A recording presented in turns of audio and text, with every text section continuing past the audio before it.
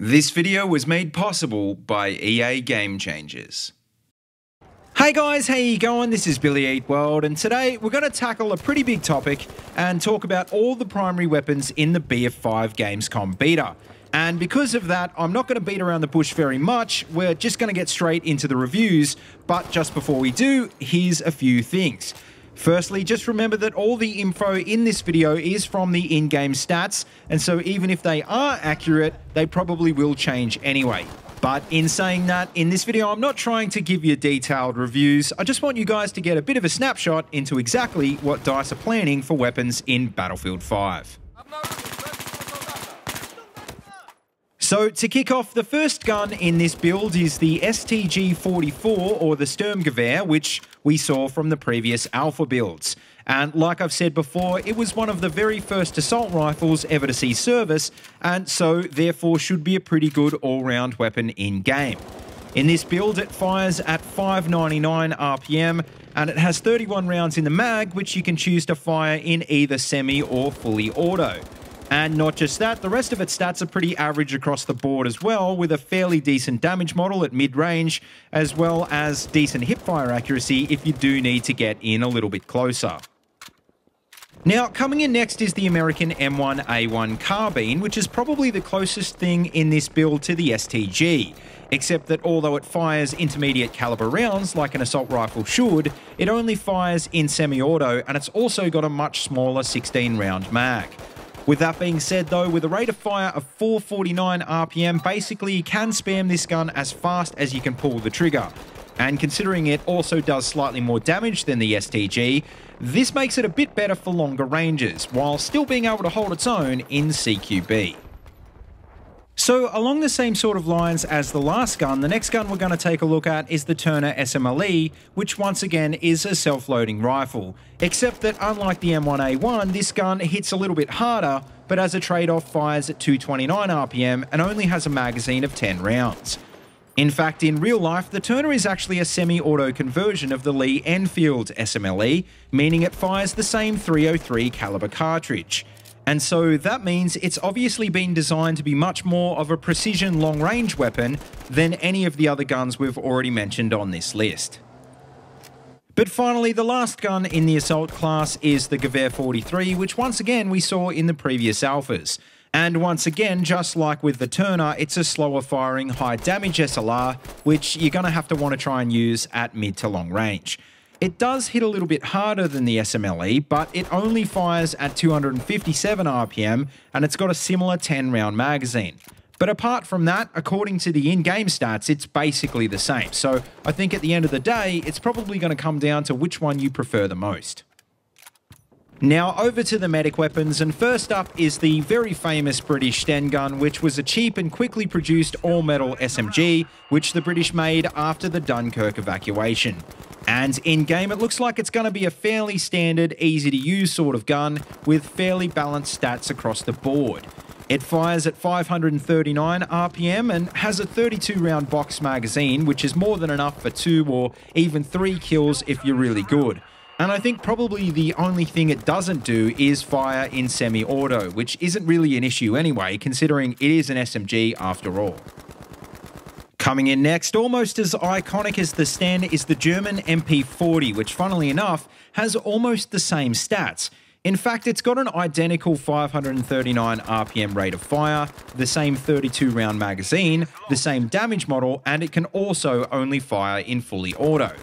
The big difference though is that it's slightly more accurate and slightly less easy to control, meaning it probably should be a little bit better at long range. And I'd say if you're a good player, you should be able to easily counteract any extra recoil it does add. So in my opinion, it's probably just objectively better than the Sten is.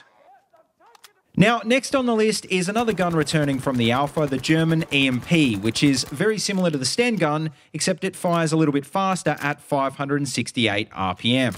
Like, for example, it's got the same 32-round box magazine that loads in from the side, just like the Sten does, but the big difference is when it comes to accuracy and control. With that being said though, I didn't really have too much of a hard time controlling this gun, even if by the stats it is technically a little bit harder to use. And so I think if you're fairly familiar with battlefields, you probably won't have too many problems with this gun. And well, if you don't, it's clearly the better option out of the 3 SMGs I've mentioned so far. But finally, for the medic weapons, coming in last is the Suomi KP31, which is actually really interesting because it's a Finnish weapon. And not only is it unusual in that respect, it really stands out next to the other guns in this category because it's kind of like BF5s for mass. It fires at 770 RPM, which is heaps faster than any of the other guns I've mentioned already, but it's only got a 20-round magazine. And not just that, according to its other stats, it's also less accurate and harder to control than the other SMGs, so clearly not a gun for new players.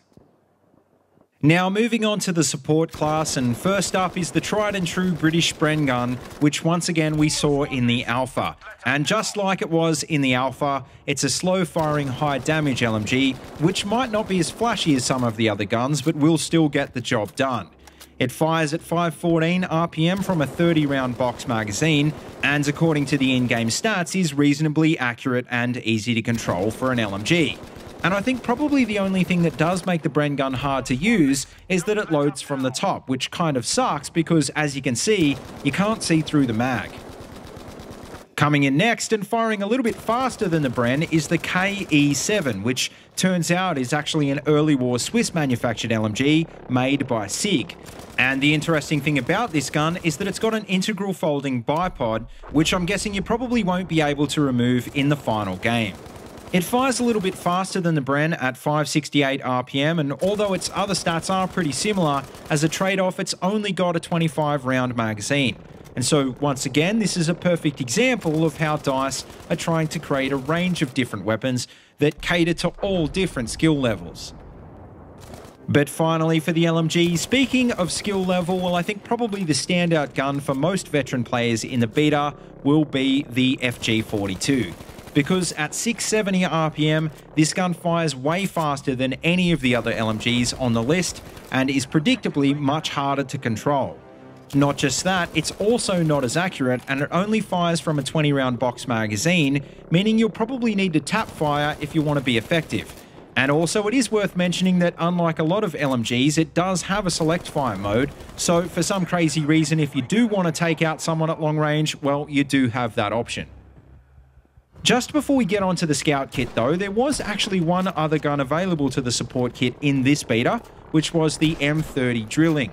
And as you can see, it's actually a double-barreled shotgun, which is a bit of a hint that maybe the support class is getting them this time around. In saying that, it's obviously pretty hard to compare this gun to anything else at the moment, considering it is the only shotgun in this build, but as far as I could tell, it does what you expect shotguns would do, and I had a lot of shotgun fans tell me at the event that they thought it was actually pretty good. But finally, last but not least, are the scout weapons, and to kick off everyone's favourite or least favourite weapon class, depending on how you look at it, is the Lee Enfield No. 4 sniper rifle, which I guess is kind of like a very similar but later revision of the British SMLE most of you guys would know from BF1. And really, there isn't much to say about the Enfield except that it was the standard rifle of most British and Commonwealth forces in World War II and for a long time before and after, because it fires at a very reasonable 77 RPM from a 10-round magazine, which in Battlefield 5 seems even faster considering the bolt actions all work like they have straight pull bolts. On the other hand, coming in next is the German Kar98K, which once again is like a shorter, later revision of the Gewehr 98s from BF1. And once again, it was a standard issue service rifle, but unlike the Enfield, it wasn't known for its speed, but more for its accuracy.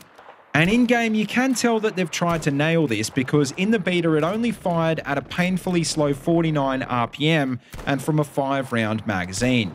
But with that being said, according to the in-game stats, it does deal a little bit more damage as well, which you'd think would have to be a lot more effective at long range.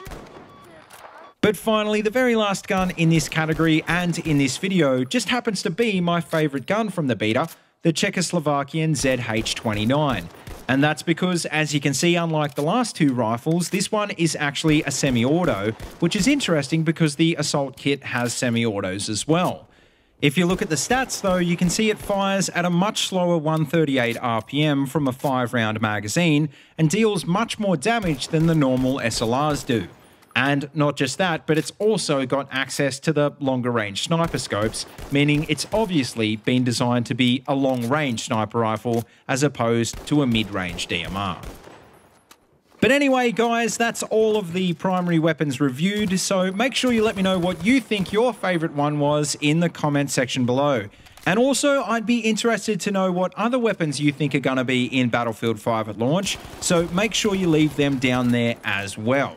As always, though, don't forget to like, comment, and subscribe, and please feel free to check out the links in the description if you want to see any more of these videos. And also, don't forget, you can also find my Twitter and Discord links down there as well if you want to keep in touch with me. And as always, until next time, see you later, and have a good one.